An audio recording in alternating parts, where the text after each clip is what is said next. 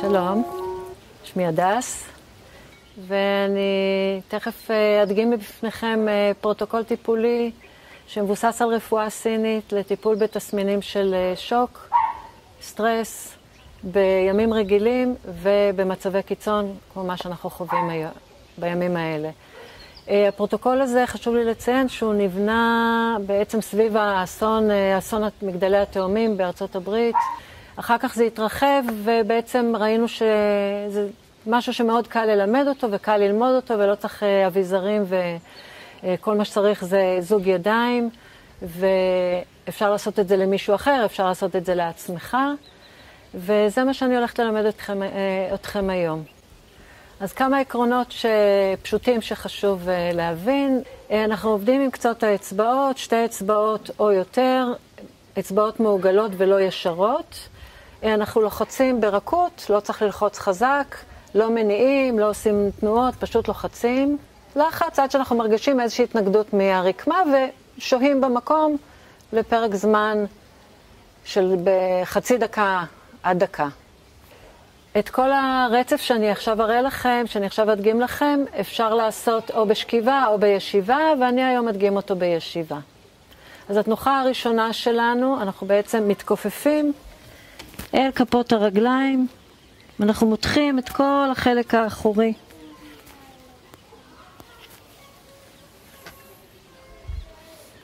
הנקודה השנייה, אנחנו משתמשים בכמה אצבעות, אנחנו בעצם ממקמים את האצבעות באזור של הצלעות התחתונות, לוחצים עם כל קצות האצבעות, 4 אצבעות, בין הצלעות ומתחת לצלעות, ושוהים בתנוחה הזאת.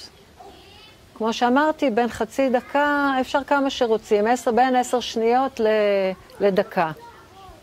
הנקודה הבאה נמצאת במרכז הברך, בחלק האחורי שלה. אני משתמשת בחלק הזה של האצבעות, 3 אצבעות, מאחורי הברכיים. פשוט מחזיקה. ממש במרכז, בחלק האחורי של הברך. הנקודה הבאה נמצאת בערך באמצע, בין הצוואר לקצה הכתף. אני משתמשת בדרך כלל בידיים מוצלבות, עם 3 אצבעות, ולוחצת לכיוון הרצפה. לכיוון האדמה. עכשיו תשימו לב שאחרי שאנחנו עושים את זה כמה פעמים, הגוף מתחיל להגיב לזה בדרך כלל בנשימה עמוקה. פתאום יש איזה רגע של אני לא עושה את זה, אני לא לוקחת נשימה עמוקה, זה באופן טבעי, והרבה פעמים זה הסימן שהגבנו לנקודה ואפשר לעבור הלאה. מפה אני ממשיכה, אני בעצם עושה תנועה של החלקה על פני הזרועות, ונעצרת מעל המרפק, בדיוק מעל הבליטה של העצם, מעל המרפק. זה אני עושה בדרך כלל עם אצבע, לוחצת עם האצבע המרכזית. אחרי שאנחנו שוהים קצת בנקודה הזאת, שהיא נקודה מאוד מאוד חשובה, היא מחזקת את המערכת החיסונית. אנחנו ממשיכים לאורך יד אחת, לאורך האמה, ואז על כל אצבע בנפרד, ונותנים איזה לחיצה משני צידי הציפורן. ככה אנחנו עוברים אצבע אצבע. יש אצבעות שנרצה אולי להחזיק קצת יותר, ממש לפי הרגשה, אין פה חוקים. עוברים אצבע אצבע, לחיצה משני צידי הציפורן, ועכשיו ליד השנייה. אני עושה את זה עכשיו קצת יותר מהר.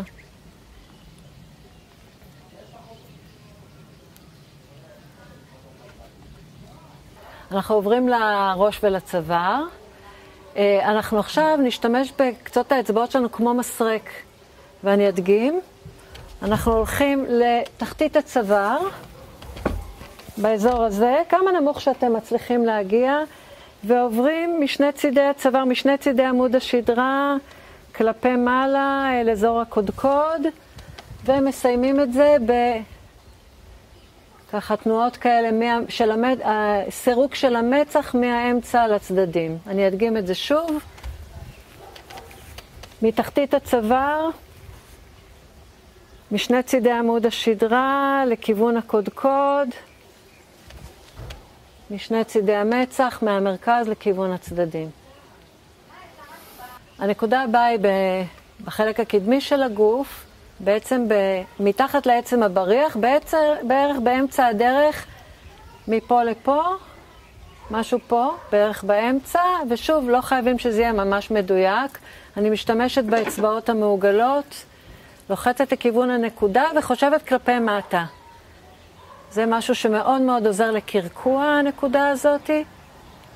אז הלחיצה היא לכיוון הרצפה. בתנוחה הבאה אנחנו בעצם מחברים שתי נקודות בצד אחד של הגוף.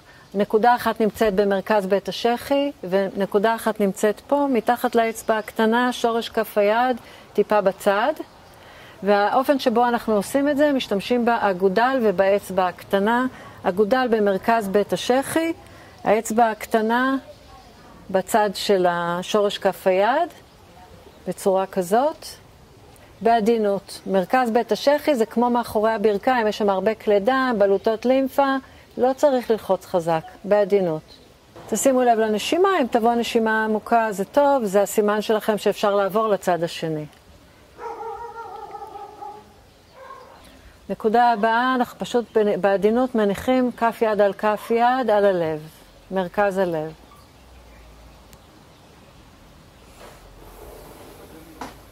נקודה הבאה, אנחנו בעצם מניחים, לא משתמשים בקצות אצבעות, אלא פשוט בעדינות מניחים את כל כף היד בבסיס הצלעות משני הצדדים. הנקודה הבאה נמצאת, בעצם זה שתי נקודות, נמצאות בתחתית הברך. אני משתמשת בצורה כזאת, מחזיקה את הידיים בצורה כזאת, מניחה אותם מתחת לברך. גם פה יש מין גומה כזאת, שהבוהן שלי נופלת אליה. אני שוהה שם, היא בעצם מקיפה את שתי הברכיים בחלק הקדמי שלהם. אם אתם לא מצליחים להקיף את כל השוק, מה שחשוב, הלחיצה עם הבוהנים בנקודה הפנימית.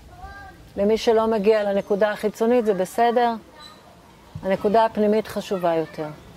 הנקודה הבאה זה נקודה שכבר פגשנו, נקודה השלישית, היא מופיעה פה שוב, והיא בעצם מאחורי הברך, במרכז הברך.